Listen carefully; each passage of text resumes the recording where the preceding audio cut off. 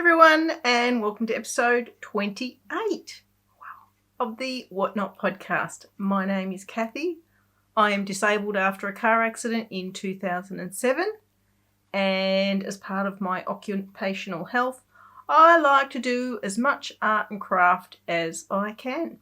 So if you like a cross-section of arty crafty things, you're in the right place. And I've got Buddy here. And he's been a little bit better this week, although we did get a new dog bed and Buddy didn't like the smell of it, so he weed on that this week as well. Got in trouble for that too, didn't you? I've told you before, he looks as sweet can be, but he's so naughty. Yes, I'm telling everybody that you're naughty. I know you want to keep it a secret, but too bad. So he's going to take up his usual residence on my lap there. And I've got lots of stuff to talk to you about today. So I've got my notes over here. And the first thing I'd like to say is thank you to everybody that watched the last podcast. It was quite a popular one. And all the lovely comments about, in particular, the fox that I painted, the money box fox. A lot of you loved that. So as I said on last episode, I urge you guys to have a go at those kits yourselves. They are a lot of fun. But thank you to everybody who left such lovely comments about that. Now, I have got a fair pile of stuff here in terms of finished projects to show you. So I'll get on to that in a minute. But I did want to let you know that this is a watercolour tutorial episode. So at the end of this episode of me talking about all the arty crafty nitty things, there will be a watercolour tutorial, which a lot of you guys have been doing. And I really appreciate the pictures that you're sending me. I love seeing how you're going with it. You guys seem so happy with the results that you're getting, and that's great. I don't want anybody to think that they can't show me what they've been painting because I'm going to be all judgy. Definitely not. For me, it's about you guys having fun and having a go. So, you know, art is in the eye of the beholder, and if you're happy with it, that's all that matters. And so this week, at the end of this episode, I have got a tutorial for this painting, and I know it looks a little bit trickier than what we've done in the past, guys, but you guys are up for it. It's not as hard as it looks, and it's a lot of fun to do. So if you are interested in trying your hand at watercolour and you want to have a go at painting this picture, check out the tutorial at the end of this episode. So there's that. I've been really enjoying making those tutorials, and as I said, you guys seem to be loving them, so that's good. Win-win. Now, in terms of finished projects, I've got a few here, and the main one that I've got to show you is I finished my Oaxacan rose by Thea Coleman, and it's all done. I've just brought it in from blocking it. It fits me really well. It's probably got about, I would say, 2.5 to 3.5 inches of positive ease. It was so easy to knit, so enjoyable. I really enjoyed this yarn. The only differences that I did from the pattern was that I knit the body in the round, and in the pattern all the pieces are knit in the flat, and then you sew them together. But I knit the body in the round up to the underarms, and then I knit the front and the back.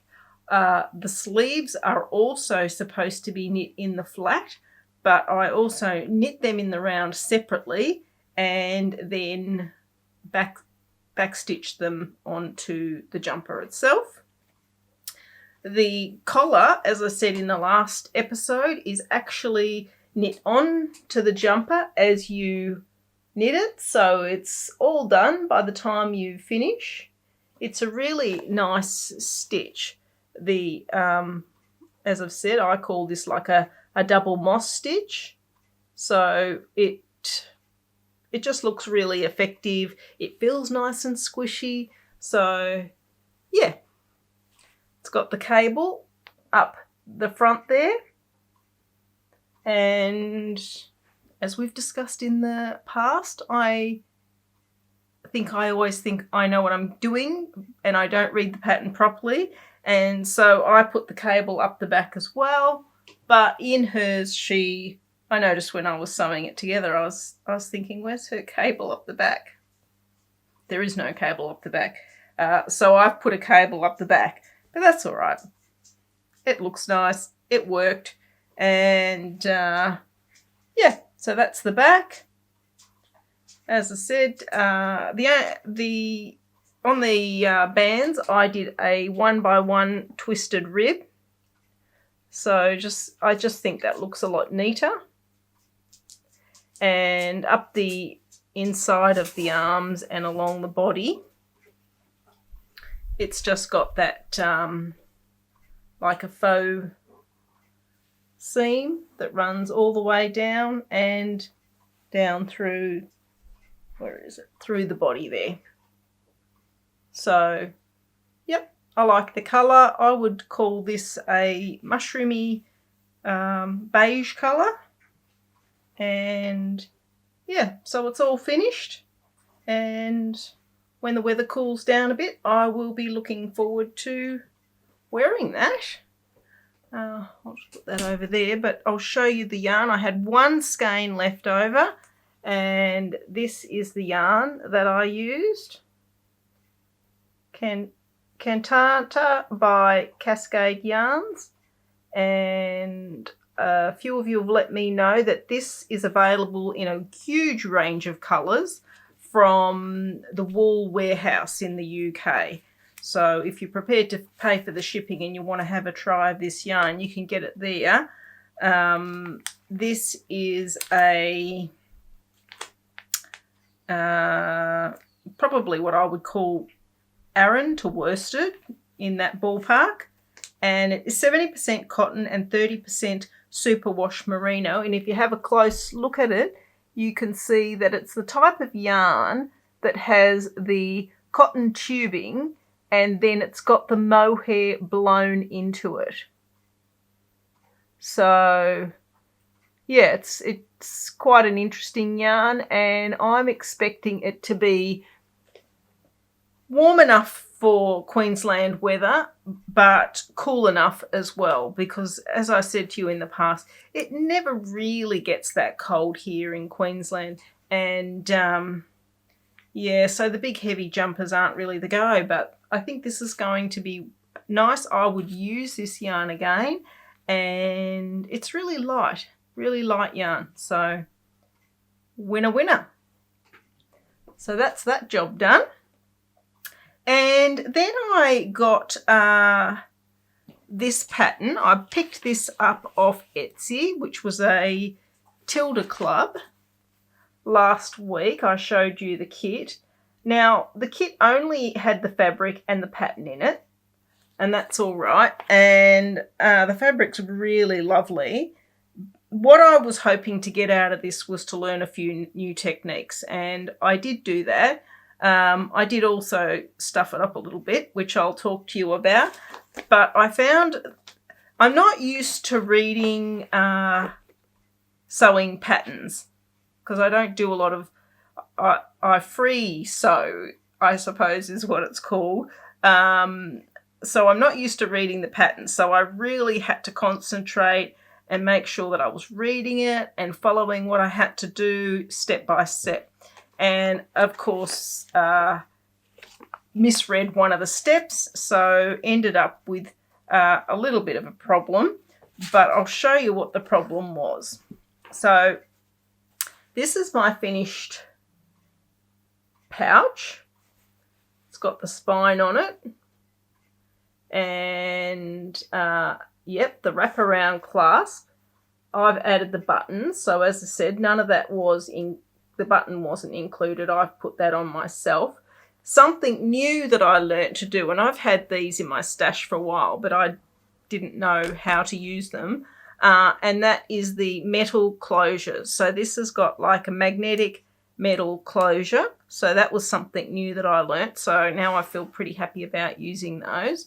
I've put all my bits and pieces in it. So that's the inside. Blowing out a little bit there. I'll just tilt that down. So another technique that I learnt, and I was wondering when I was putting it together, I was like, how is this going to work? But sewing these flaps on so that you don't get that raw edge showing at the top there. Now, to people who do a lot of sewing, this is probably like basic sewing 101. But yeah, so she has you lay that down and sew it across. And I thought, oh, that's unfortunate that the raw edge is going to be showing. But, you know, that's the way it is. I don't know. And then you push it down, iron it, and sew across the top, which basically hides that raw edge. And it was so easy to do. So that was like a wow moment for me. And I got some lovely bits from Em from Carter and Brown for my birthday. So she gave me this little needle minder, so I've stuck that in there. And last year my sister gave me some of those ceramic buttons, so I've put that in there. There's a pen and a notebook from Em. So you've got this in here. You've got a little space to keep your pins. So I've got that all done. Got a nice pair of scissors. I haven't got anything in this section here, but I think the fabric looks nice and everything. Now, what did I do wrong? Well, it said in the pattern to line it with the wadding, which I did do on the front. And then I didn't realise that they meant a different type of wadding. So I put the wadding in the pockets, both sets of pockets, and the flaps before I realised that I was doing the wrong thing because it was becoming super, super bulky. I didn't want to waste the fabric, so I went ahead and used the pockets that I had already done with the extra wadding. So mine is a little bit chunkier. I did recut these flaps out and put like the thinner wadding in it so that they would sit nicely. But you got plenty of fabric with this kit, so that was a good thing. If I made it again, I think that I would use like a lot stiffer fabric for this outside section, just so that it was like able to hold. Like if I put a lot of stuff in there, it's going to get super heavy, and I just thought that this would hold a bit better if it had like a nice stiffer interfacing in it.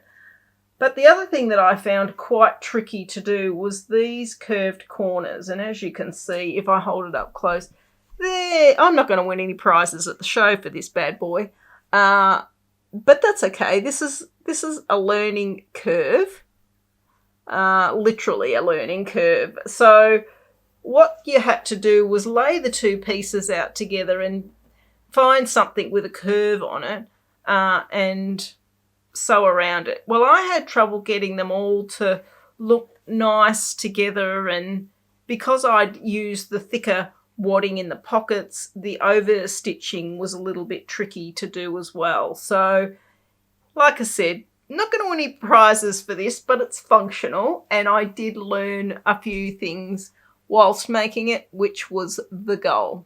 So all in all, quite a lot of fun. Actually, the other thing that I learnt to do, which I was really impressed with, was this little trim at the top here.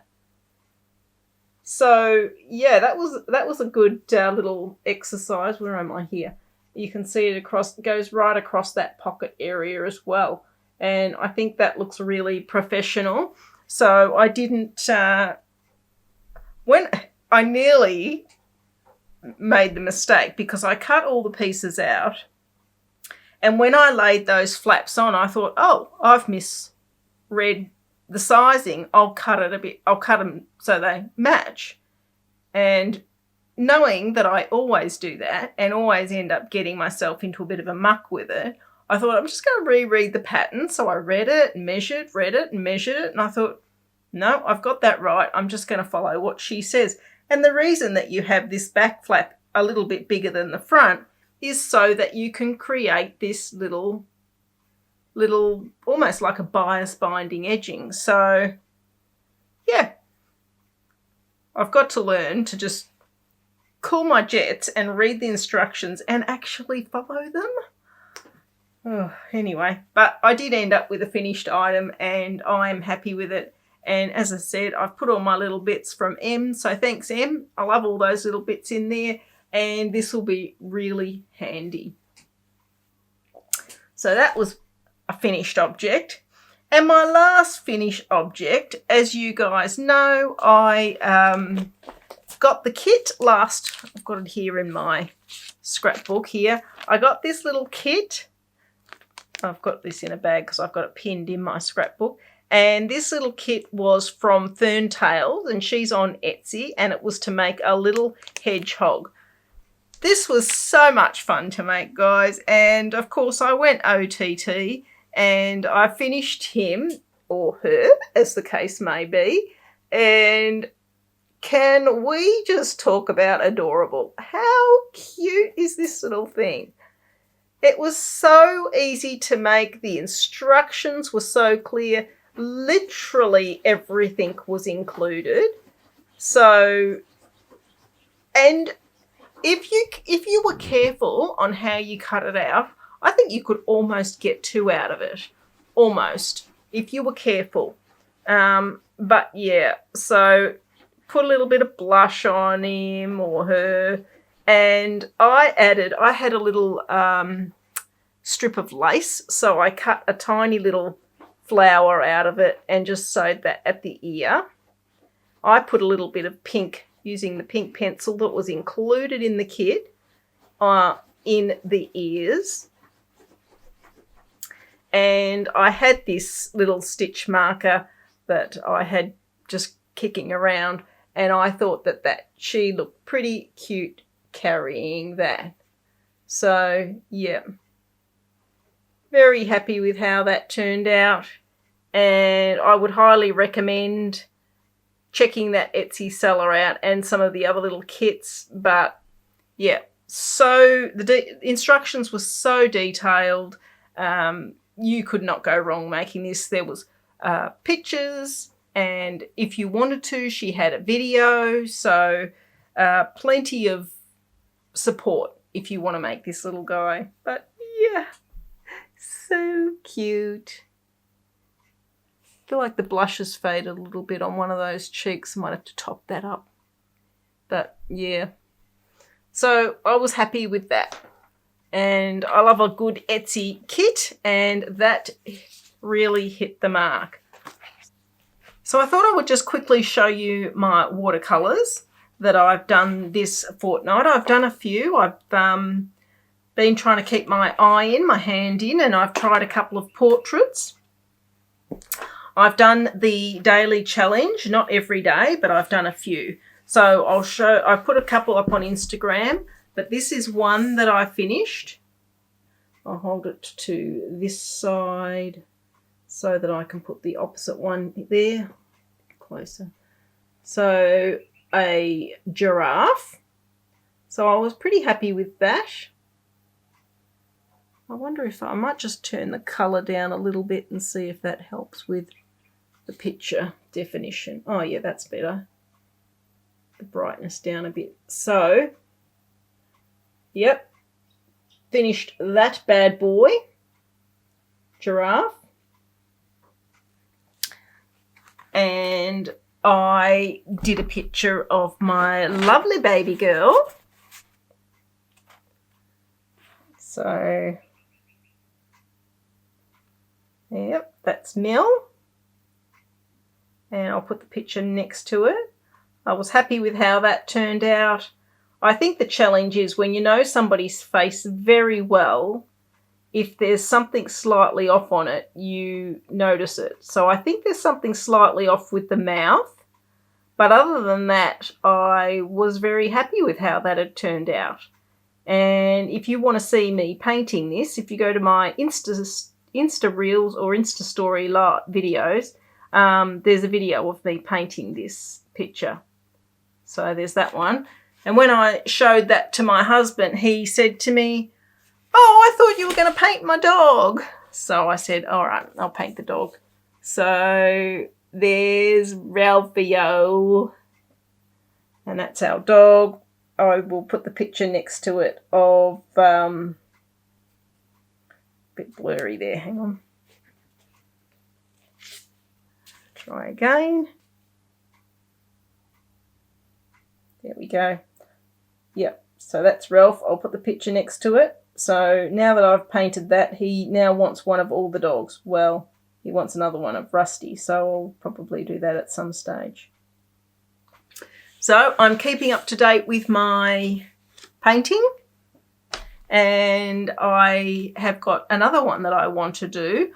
I want to do a painting of my son, so that'll be coming up. And I want to do a painting of Beck, so Mill's partner. She has a very interesting face, so I will do that one as well. All right. So, yeah, so that was all my finished objects.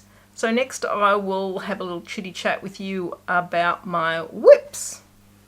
Alrighty, so I've got three whips on the go at the moment. One I'm hoping to wind up. I really want to get it all finished and move on to the next thing as far as that's concerned. So we'll talk about that first, and that is my Friends Are Like Flowers shawl. So the Tess knitters are currently working on this, as am I, and Mill tech edited the pattern for me. And bearing in mind, Mill is not a knitter, she's a crocheter, so pretty good effort, I think. Julia, who is 9crafty11, is one of my Tess knitters, and she is giving me some invaluable feedback. So thank you so much, Julia. I know this is not the easiest process for us all, because I am such a newbie to this. I do not know what I'm doing, but we're all doing the best we can, and we are going to get this pattern out to you guys.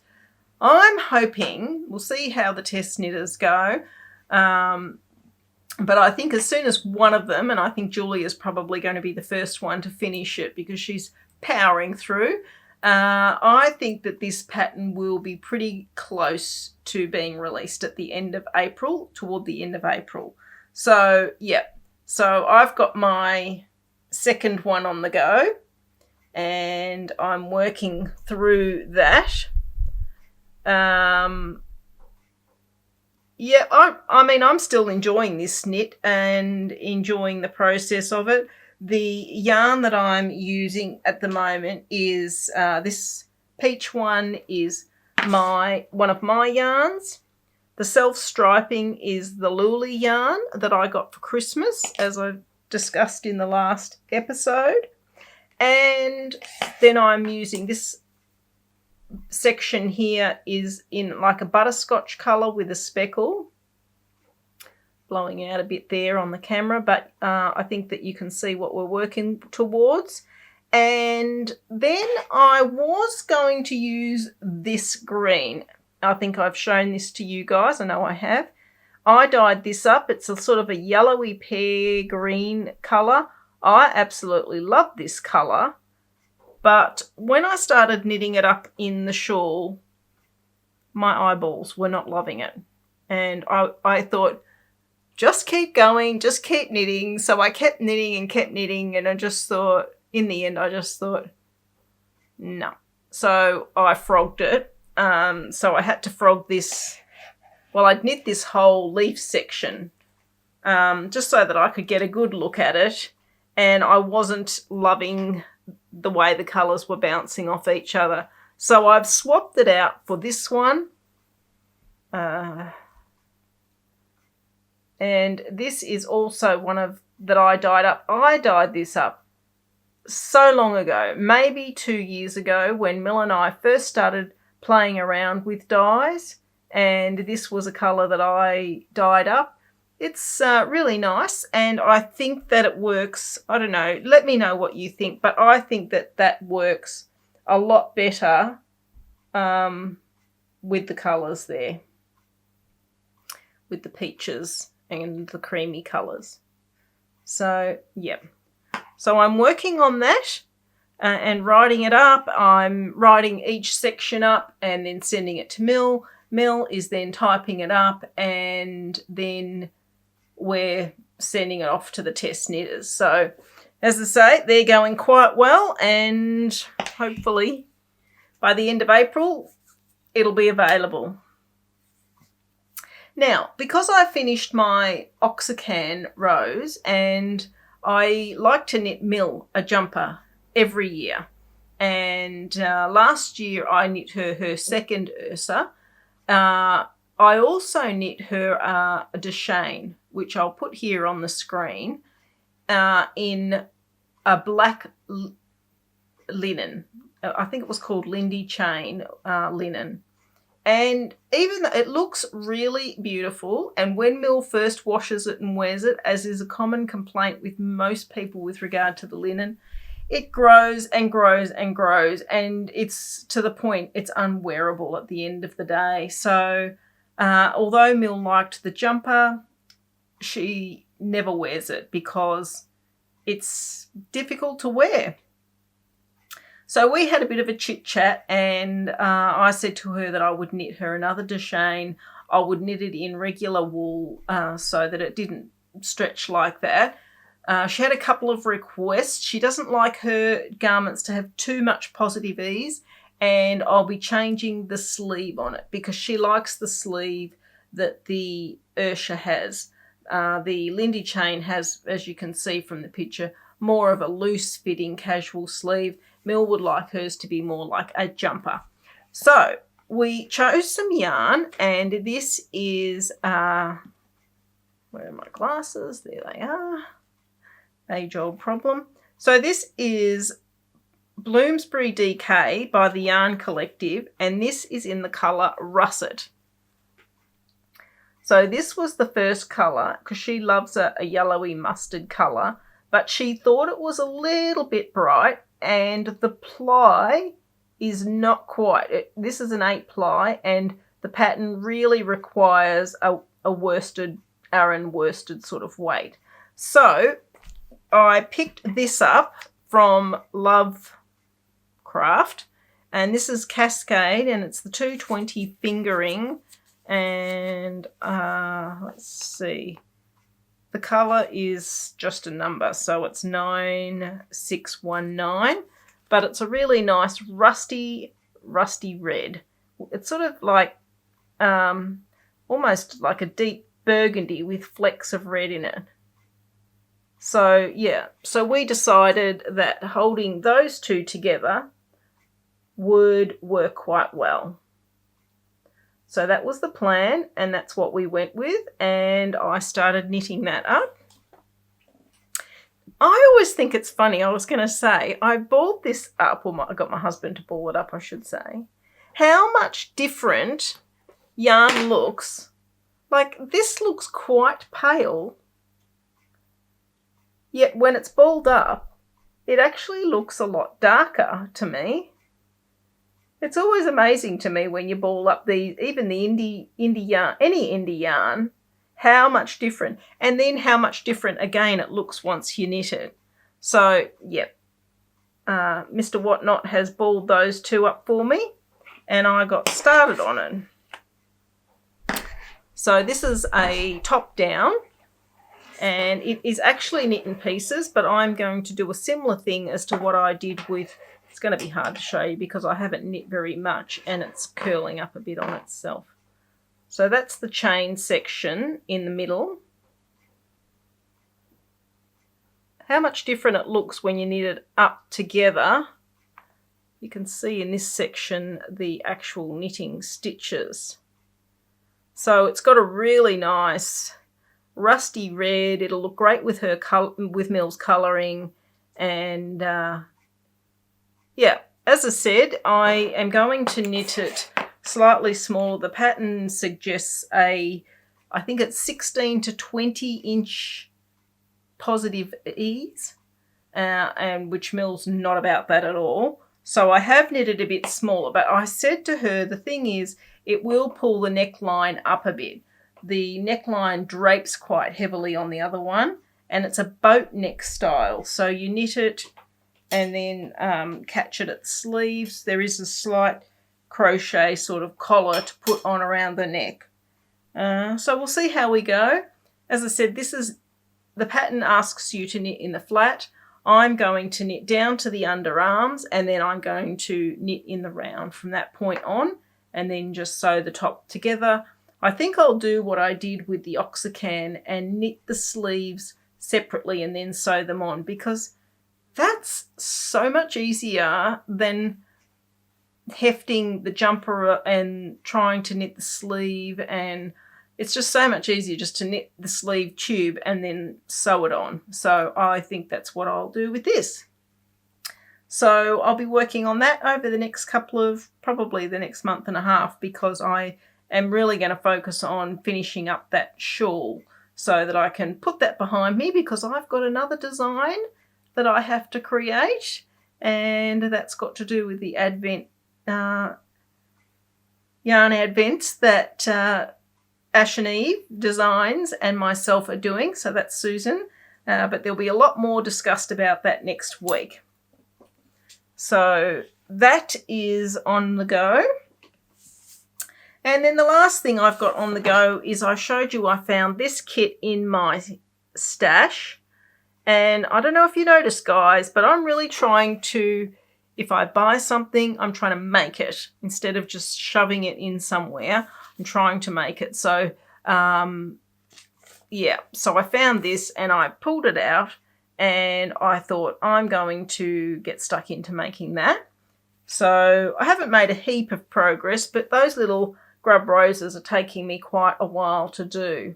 So I'm making my way across that poppy field, and then I'll go up into the sky and the trees. I am going to slightly change the pattern. They have you do these little grub roses for the clouds. I'm not going to do that. They also have you do like a broken stitch for the sky. I think how I've done the grass there, I'm going to go the opposite way and make the sky solid, and then I'm going to do like a satin stitch for the clouds. So I'm working on that. And the only other thing I've got to show you in terms of whips is I've got a couple of bag panels that I finished this week, and I'm hoping to put these together this afternoon, because I know there's a couple of you waiting on these. And these will probably be the last bags that I make for a little while, because, again, I'm busy making things for the Advents. So that's taking up a bit of my time. So I want to finish these up so that I've got plenty of spare time to put my efforts into the things I'm making. Yeah, so I've got this one, which that's blowing out quite a bit, that I've done. Yeah, blowing out. Let's see.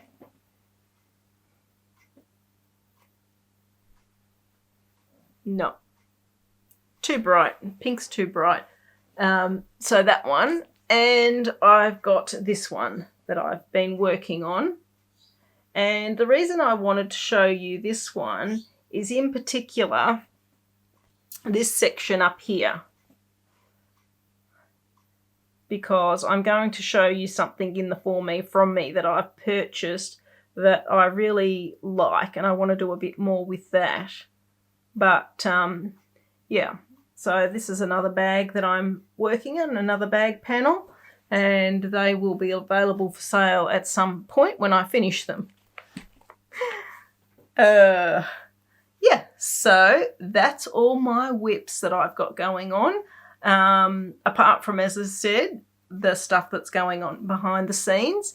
But yeah, so next up we're going to talk about my new segment, and that is Ravelry Revealed. So let's have a chat about that. So as I said in previous episodes, my Ravelry queue is ridiculously long, because if I see a pattern I like, I just put it in my queue. And I do have sort of the top 10 are queued up in things that I really, really want to make. And I've had a few of them. The Oaxacan rose has been sitting in my Ravelry queue for a couple of years. And last week I showed you another garment, the Isbray, that had been sitting in my queue. Thanks to all the people that have sent new suggestions to me, my Ravelry queue has grown even more. But I think that one of those suggestions that has been given to me is what I would actually use the yarn for. So when I do finally bring that yarn out to knit it, actually knit it, I'll show you what I'm going to knit, what I think that I'll knit with that. But let's talk about what I've got this week. So probably about 2 years ago, I was watching the New Leaf podcast, and she designed a beautiful jumper that she had held with mohair. And she used this yarn. And this is the Debbie Bliss Fine Donegal. And this is a beautiful colour. This is exactly the colour that she used for this jumper that she knit.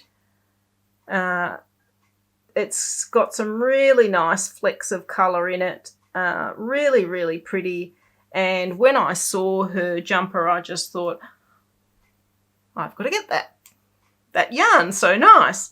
So I did. I bought this off Lovecraft a long time ago, and it is a 4-ply. It is a merino wool and cashmere. So it's 95% wool and 5% cashmere. I will say that it does have a slightly woolly texture, and it's not an even yarn. I don't know if you can see there, but it's got like little nubbles on it.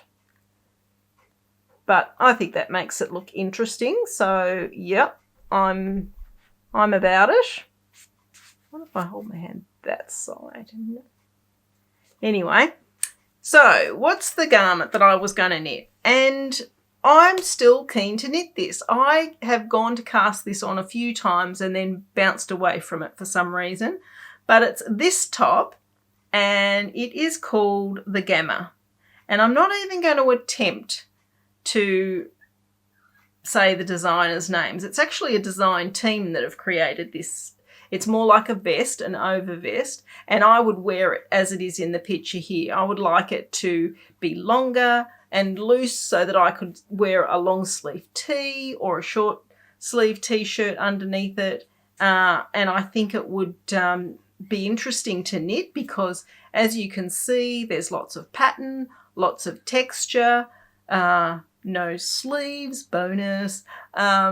So a lot of things appeal to me about this vest and still do. And I still want to knit it. I still really want to use this yarn to knit that top. So I'm going to try and do that this year. After I finished Mill's jumper, maybe I'll cast that on. I'm tossing up between, after I finished Mill's jumper, I'm tossing up between casting on this now or the jumper that was suggested to me in the Rumour, Finnegan Rumour yarn that I showed you last episode. So, yeah, I'm hoping to do at least one of those this year. And it will clear out a little bit more wool out of my stash. The yarn that I'm using for Mill's Deschain is from my stash.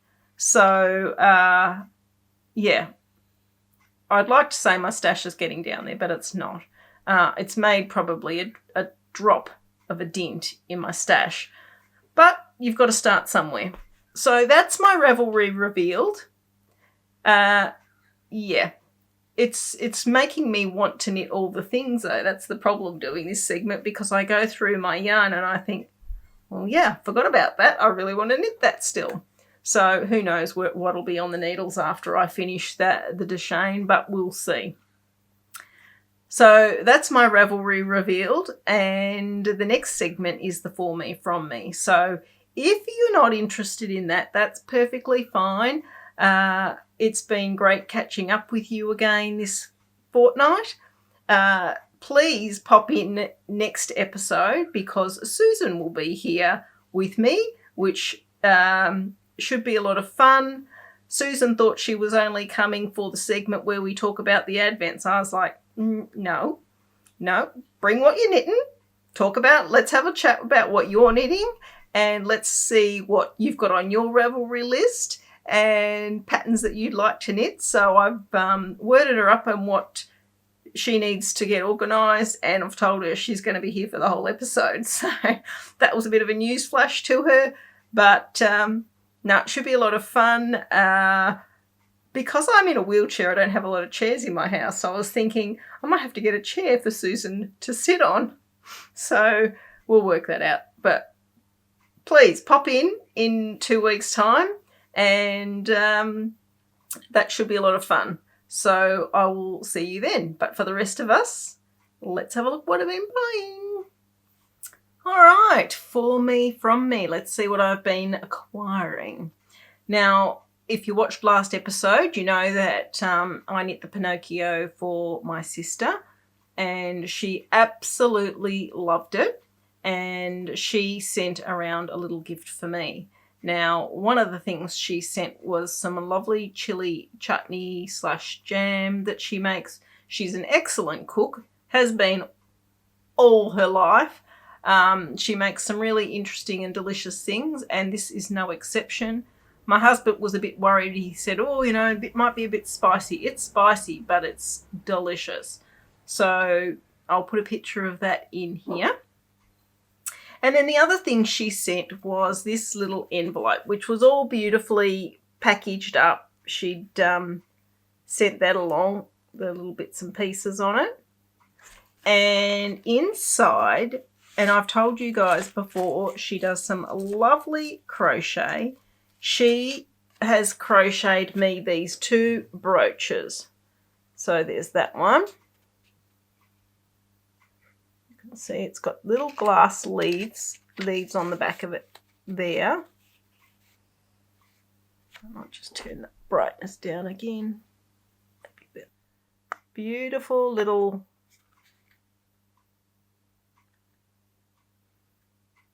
crocheted rose with a little jewel in the center there. That one. And the other one that she sent was this little butterfly. Look at that. Lovely. So I had a close look at this, and for crocheters, I think it was a circle, and then she has folded it in half. But it is really, really pretty. She's done a lovely job. She's an excellent crocheter and yeah, very fine that thread. So beautiful, lovely. Thank you, Tess. Very nice. And I might leave the colour at that. Maybe I should have filmed the whole podcast on this level of colour because, anyway, sometimes it's hard to gauge.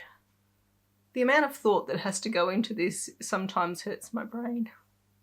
But sometimes when it's overcast, because I have it on automatically, I had the brightness bright when it's overcast. But it's very windy outside today and the sun keeps going in and out and in and out. So I thought, oh, well, I'll leave it on the brighter one. But maybe I should have had it on this setting all along. But anyway, I'm not a professional, guys. So the next thing I wanted to show you that I've purchased is this lovely book. And I was on Booktopia looking for something else. And I spotted this Stitch story and I thought, oh, I might have a look and see what that's all about. This is a beautiful book. The cover on the book is actually fabric. This is really nice to touch. And basically it's just a whole heap of interesting things. I haven't even marked any of the pages, but just interesting things about the history of stitching. There's some little projects and design work and embroideries and just so much information in this little book. Books and the narrative, you know, colour coordinating if you're trying to work out something there, low water immersion dyeing, using your family history in a creative way, trash talking, so they're talking about how you can use items that are basically everyday you just throw in the bin, how you can use them in your creative process. I was reading through this a bit the other day. I haven't really given it a good read yet. I've only had it for a few days. But, yeah, traditional stitching methods. And it's just, you know, it smells nice. It's a really nice book. Stitch stories. Yeah, so I'm just trying to see if I can see who. Cass Holmes. It's by, and the contents say places, spaces and traces, seizing inspiration, the natural world, all in the detail, off the beaten path, telling stories in stitch. So, comes the postie. So yeah, if you like a nice book to just sit and peruse, I would recommend this. I'm really looking forward to perusing it myself. So yeah, that was a purchase. And because I've been writing out the pattern, I've been churning through my notebook because I like to write it all out by hand. And I really like the size, and it's got a large Spirexed edge. It's a really good book. And I got it from, I actually got it from the reject shop here in Australia, but I thought, well, I'll see if I can buy it from the company, and that was Pepper Pot. And they seem to have gone out of business. They don't seem to be making journals and things like that anymore. So I told my husband I was on the lookout for a nice notebook, and he picked me up this guy from Officeworks, and it's basically a tradies book, and it's actually got really nice paper in it. It's actually waterproof. The paper in here is waterproof, and it's got a larger Spirexed edge. I wanted it to be hardcover, so he found that.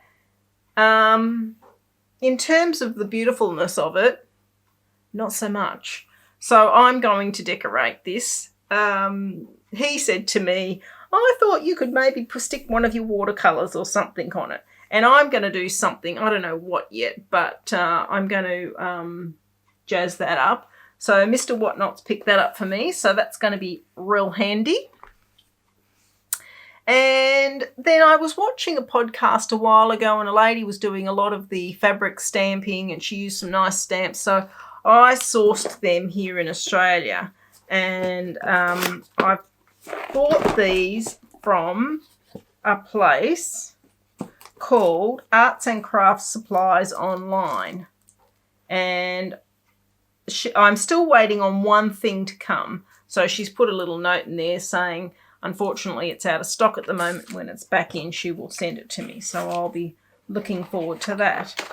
But this is what I got. I bought these stamps. So that's the colours. The colours that are on the top are the colours that they are. Distressed archival inks. So I got those colours. And I've already opened this one because I used this on that bag that I showed you that I was working on. And that's the other colour that came in that packet. You know, that one. Distressed ink. So I got those, and I got that as well because I thought that might be handy if I wanted to do the blacks and then paint into them and things like that. So, or use my, I saw this lady, she used her watercolour, or she just used ordinary pencils. I've got these Prismacolor pencils, and I've done it a couple of times where you dip into the fabric medium and literally draw straight onto fabric and then iron it and it stays. So that's something that I've purchased for myself. And the good thing about this, and I didn't even know it when I bought it, but it says that any money that you spend at this company, they donate a portion of that to the David Morris Cancer Research Fund. So that was a nice thing. 10% of the profits are donated to the Professor David Morris Cancer Research Fund. So that was a nice little thing as well.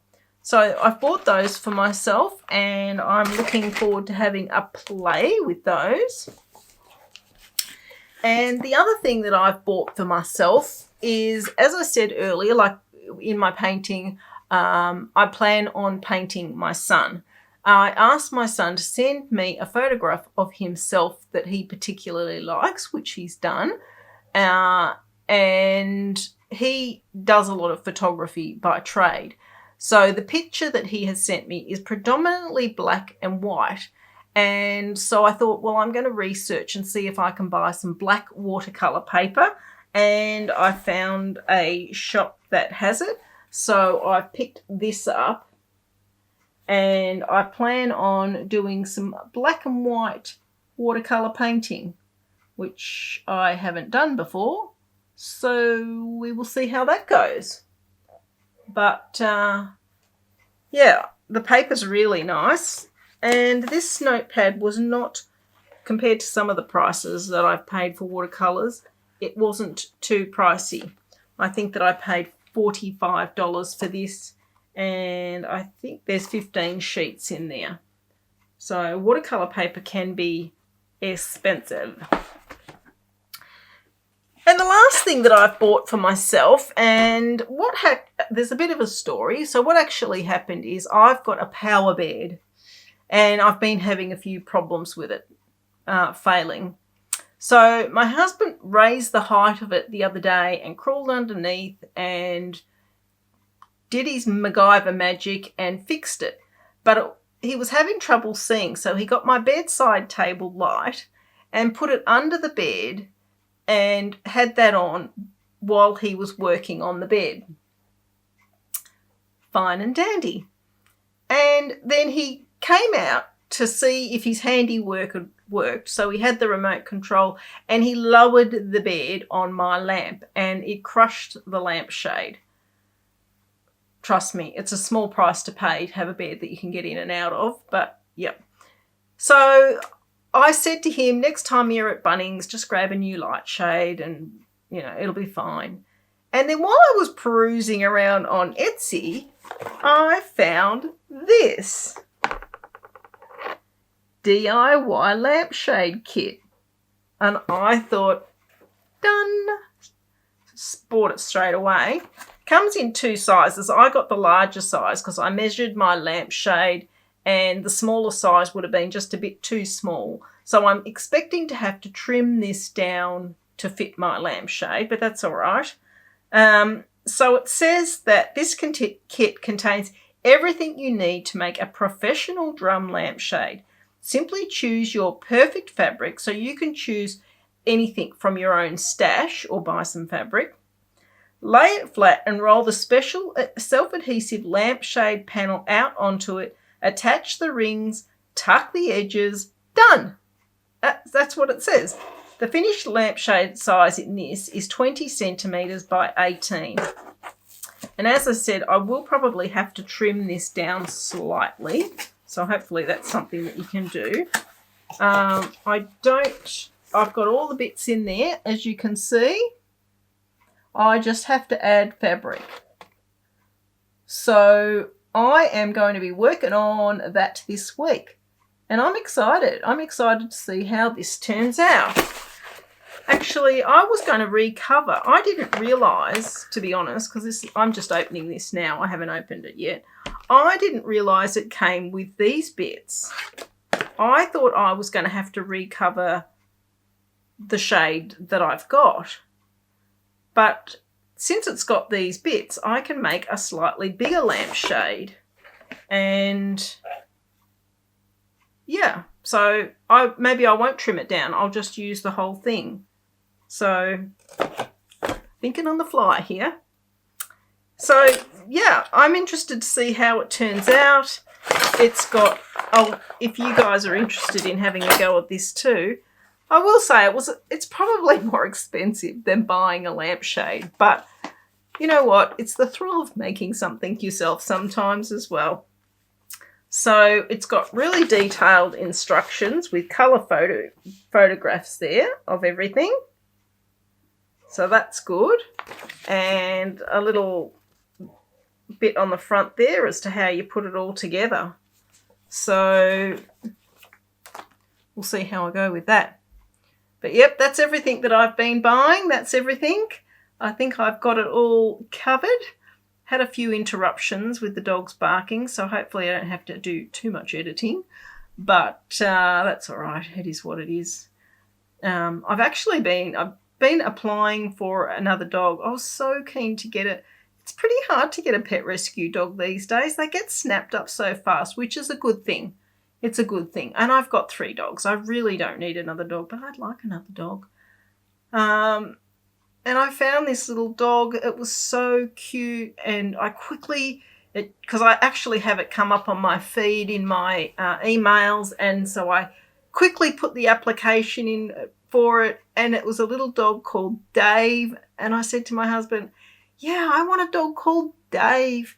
And my husband and I started saying, I said to him, when we get Dave, I'm going to say to the kids, Dad and Dave have gone for a drive in the car, and like really got my hopes up. And anyway, he's been adopted by somebody else. So I'm sure they'll love Dave as much as I would have. But yeah, I need to not like incorporate them into my family before I've even got them, which is basically what I've done here.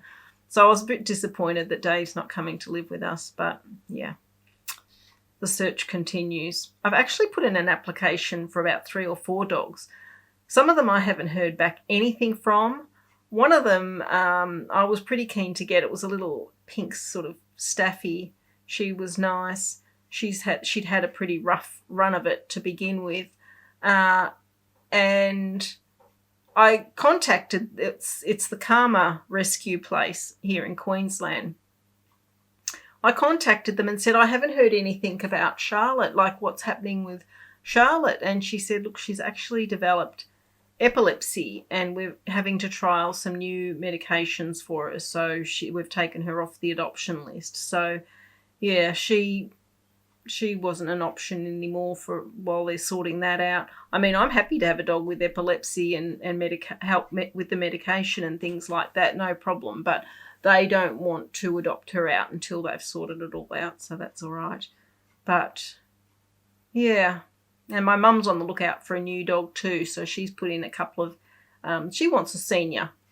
And so she's put in a couple of applications for some new dogs, a new little dog as well. So she might get one too, but we'll see. The right one just hasn't come along yet. That's what my husband tells me, that when the right time is right, we will get a new dog. So anyway, that's life. That's how it goes. That's what I've been hunting down this week. But as I said earlier, please pop in next week and show some support to Susan. She's pretty nervous. I know she's going to do a great job. There might be a bit of editing involved. We might get fits of the giggles. Who knows what's going to happen. But I'm looking forward to doing the podcast with Susan, and I think that we will have a lot of fun.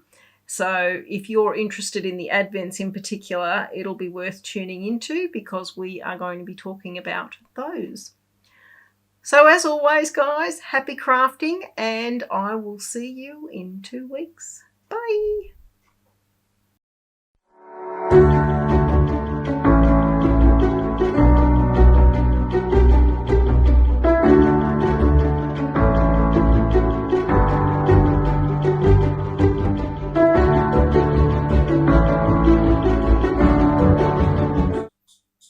Hi guys, and we're all set for another tutorial. I have to say that I'm really happy with the pictures that you guys have been sending me. Some people have sent them to me privately, and I think that you're all getting along really great, and the main thing is to be having fun with it all. So I am going to show you a new technique today that's pretty simple, and apart from the supplies that we have talked about in the past, the only additional thing that you need is a piece of tissue. So I've got a little piece of a Huggies wet one here, but you could use a piece of tissue, you could use a cotton ball, you could use a piece of paper towel. You only need a small piece, and you'll be screwing it up so it doesn't have to be perfect or anything like that. So, yep, that's the only thing that you're going to need today, in addition to things that we've already previously discussed. Now, the first thing that I'm going to do is I've got this flat brush, but you can use whatever you like. If you've got a thicker ordinary paintbrush or whatever, what we're looking at doing is just wetting the whole page across. So with a reasonable amount of water, doesn't really matter how it goes on. We just need to get a bit of water onto the page. So as I've said to you guys in the past, if you're not sure if you've missed a spot or something, if you look at it side on, you can see if you've missed a spot where the water should be.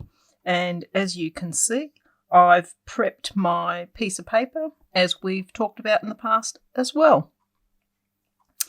Now, I have got my thick brush here. Today I'm using a Princeton Heritage 16, so just something with a bit of substance to it, because we need to get the page painted in.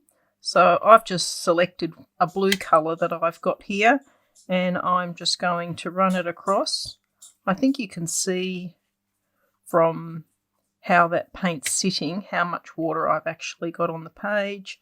Some spots I'm going to do darker and lighter, but nothing special going on here. We're just getting some paint onto the page. So I might put some darker spots just for a bit of interest. And yep, get your whole page painted in like so. If you're feeling super adventurous, because this is the sky, you know, sometimes there's a little bit of pink and things, you can put a few little highlights of other colours if you want to, but definitely not necessary.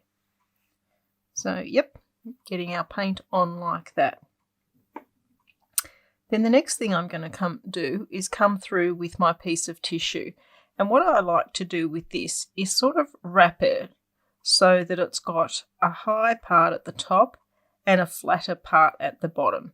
I mean, at the end of the day, it doesn't really matter, but we're going to be pushing it onto the surface like that, and you'll see that it picks up the paint and creates a cloud.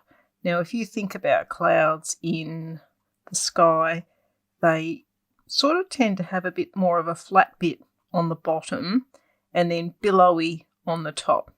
So that's what I'm aiming for. And you can see that the paint's come onto my cloth. Just turn it around, and I might put another couple of clouds coming across here. But you can keep going over it a little bit until it's as light and fluffy as you like. I normally do it a little bit heavier, like whiter in the middle, fanning out to a lighter, fluffier look at the top there.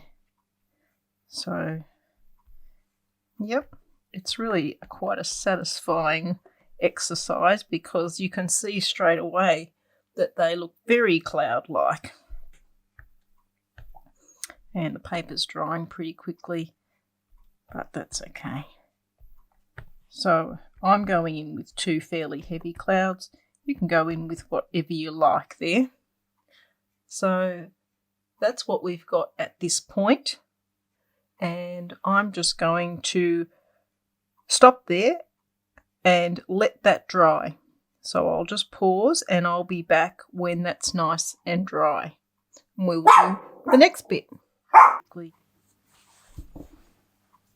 Okay, and I'm back and we're dry.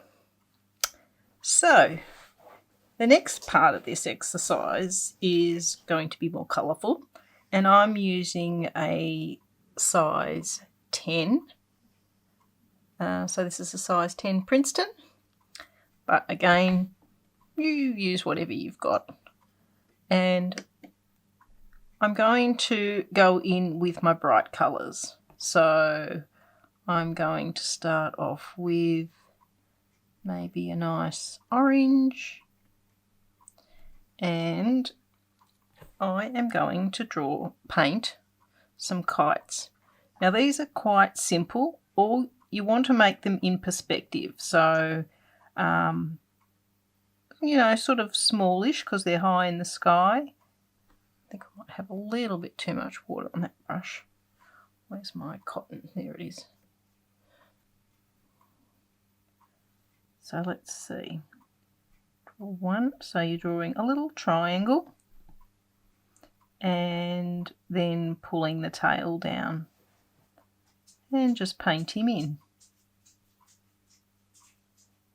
They do not have to be perfect.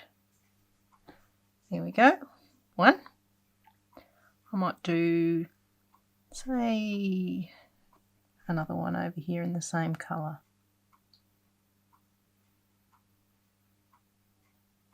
And you can see that I'm doing them on a slight angle as if the wind is pulling at them.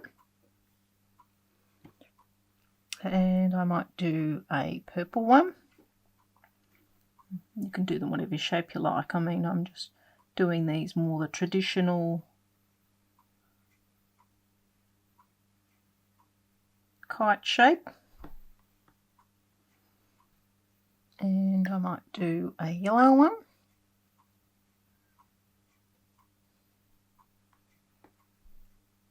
You can do this one as if it's on an angle, so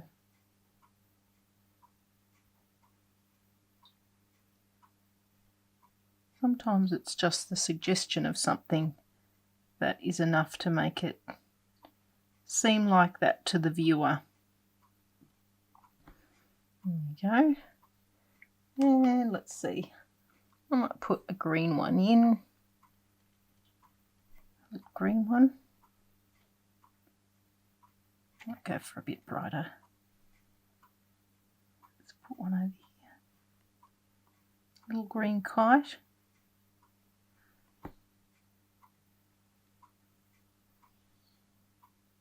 Maybe one up there as well.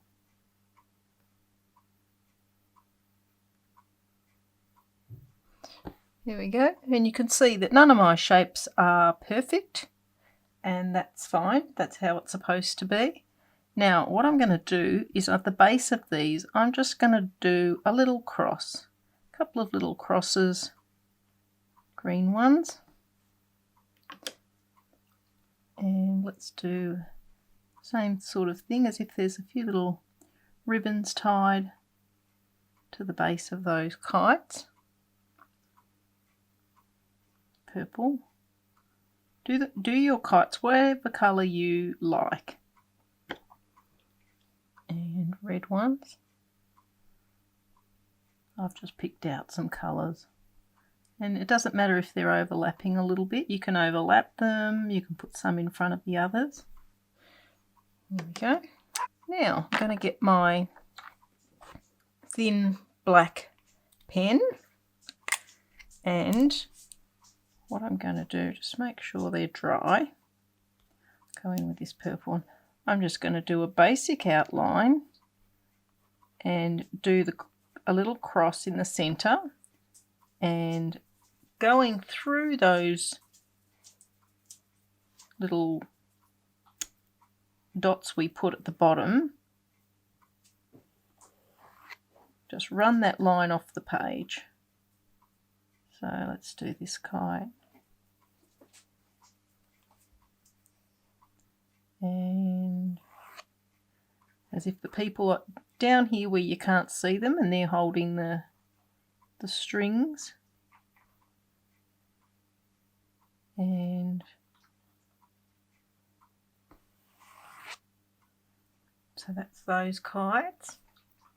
And we'll do these ones, this little cluster.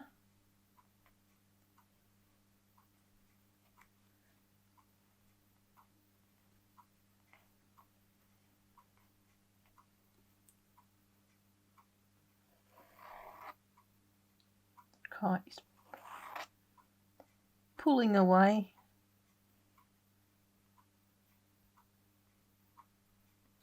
And this one.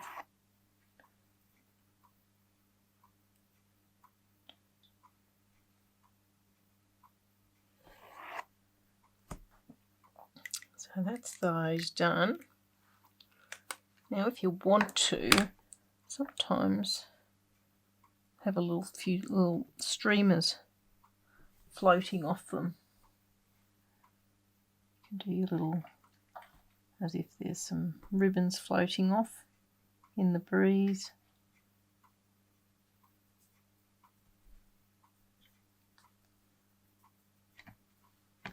Some green ones. I'm glad to see that some of you guys are really getting into this and really enjoying the painting. You'll probably come up with your own things to do soon. That's good. Just some little easy exercises. You can always search online on YouTube easy painting, easy watercolour painting to get you started, give you some ideas on things. There's lots of people out there doing tutorials on the watercolours, and some of them are really good. There we go. That's that. That's all for this one. Nice and easy, but yet effective. And I mean, you could make, if you didn't want to do kites, you didn't feel comfortable with the shapes, you could do balloons in the sky, nice and round. That'd be easy. So that's all there is. And again, as I said, I've done this on A5, but you could put a piece of tape down the centre and do some on this side and some on that side, and then cut them and turn them into nice cards. And then when you take because you've painted the whole page blue, it looks really effective when you take your tape off. Gives you a nice crisp clean line.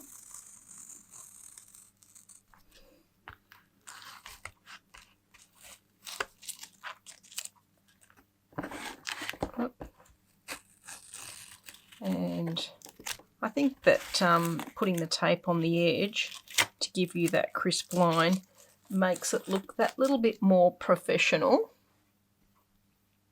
And like I've told you guys, don't forget to sign and date your work so that you can keep track of when you did it. Let's see, what's today? The 30th. The 30th of March 2021. Okay. So there's a nice, easy, yet effective exercise. And I think you'll find making those clouds very satisfying and a lot of fun. So have fun with that one, guys. Bye.